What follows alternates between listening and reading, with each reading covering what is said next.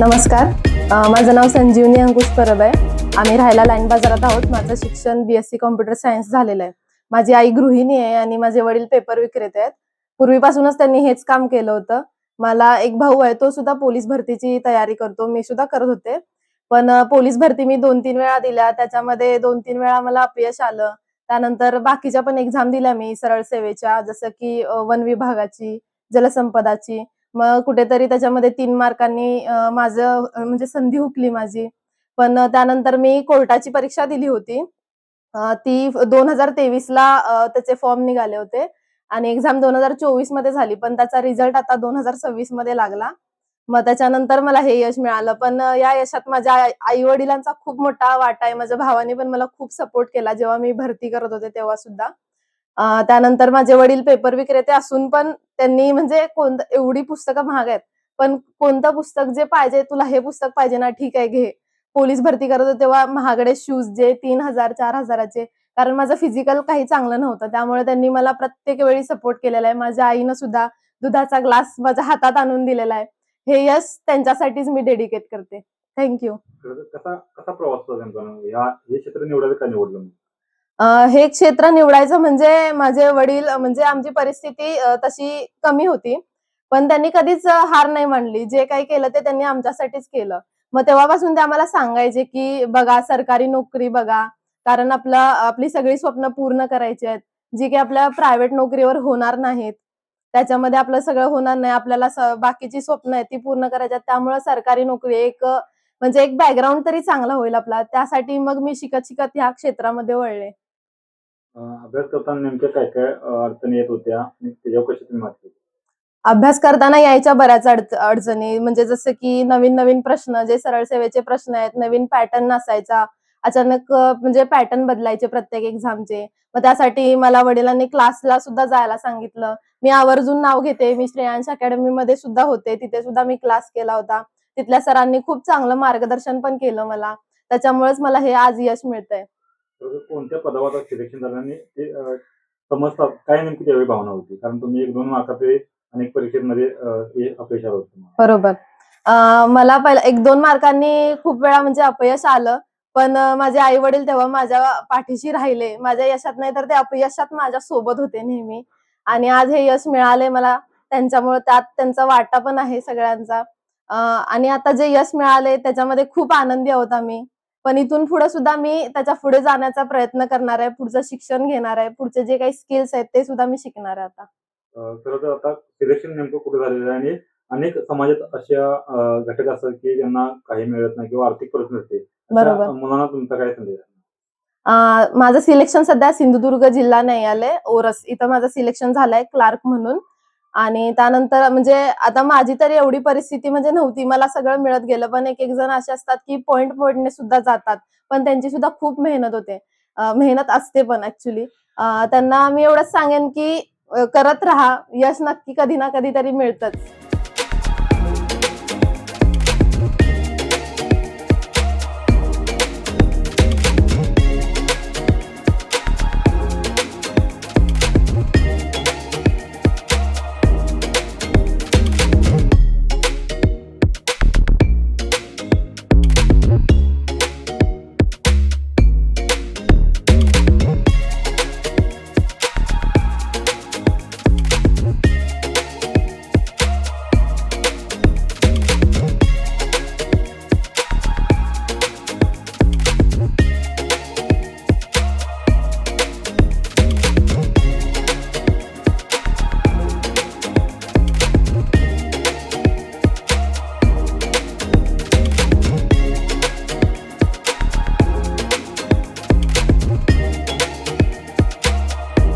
तुमची मुलगी शासकीय सेवेत झाली.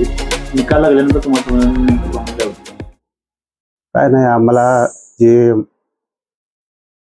स्वप्न होतं ते ना पूर्ण केलं आमचं स्वप्न. शासकीय नोकरीत पहिल्यापासून माझं ध्येय होतं मला असं की कुठं ना कुठं असू देत की शासकीय नोकरी पाहिजे आहे.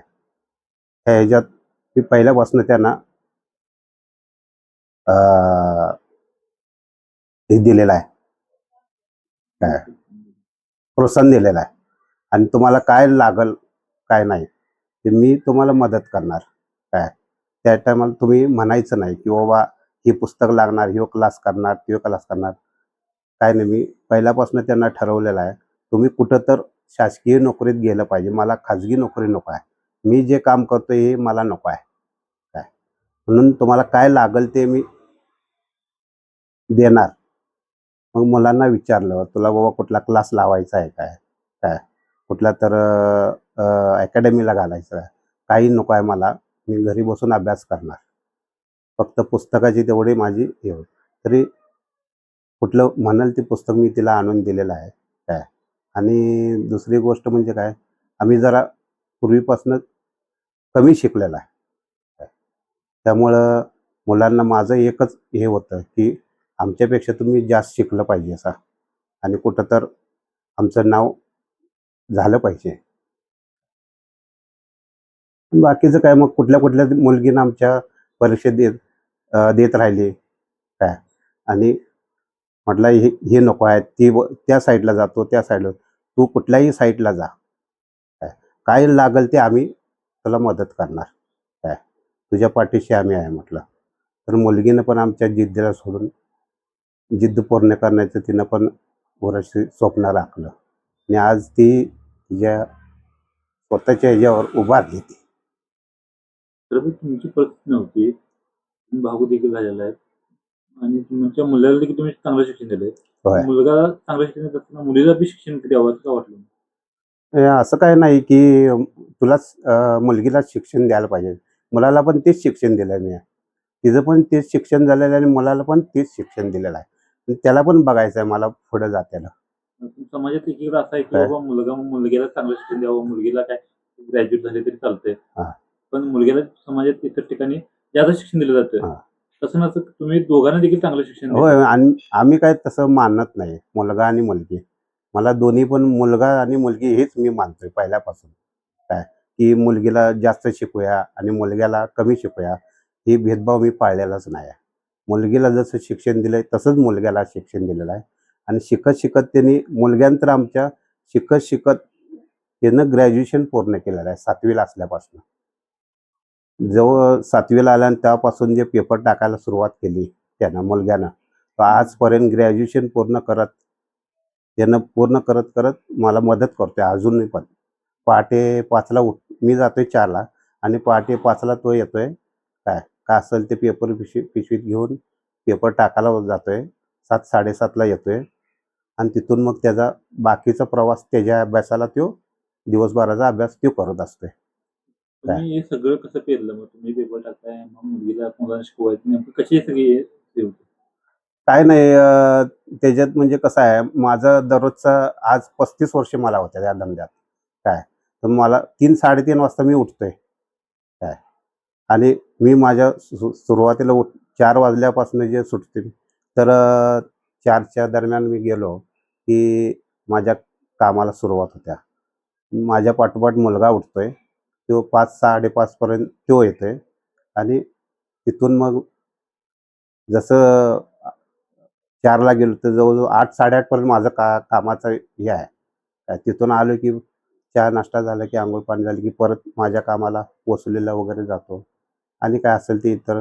मग मुलांनी म्हटलं, "नाही पप्पा असं-असं आहे माझं, काय तर पुस्तक पाहिजेल आहे, कुठे हे पाहिजेल आहे." मग त्यांना घेऊन जायचं बाजारात. काय लागेल ते घ्यायचं आणि घेऊन यायचं. नाहीतर ऑनलाईन पाहिजे असेल तर ऑनलाईन मागवा म्हणून सांगतो आम्ही. काय आता काय मला त्याची हे नव्हती. 1-2 वर्ष मी केलं खरं. आता त्यांनीच हे सगळं शिक्षणाचं कुठं काय त्यांच्या जे पाहिजे असतात पुस्तकं वगैरे ऑफलाईन वगैरे ऑनलाईनवरनं मागवून घेतात ते. आम्ही आपलं काय लागेल ते पैसे पाणी पुरवते त्यांना. बाहेर वगैरे क्लासला वगैरे कुठंच नाही केलेला त्यांनी. घरात बसून अभ्यास करतात. काय मुलग्याचं तर काम सकाळी 7:30ला संपलं की 8, 9, 1-2 तासात आपलं स्वतःचं अंघोळ पाणी, चहा नाश्ता झाला की तो 10 वाजेपर्यंत ते दुपारी 2 वाजेपर्यंत स्टडीला जाणार.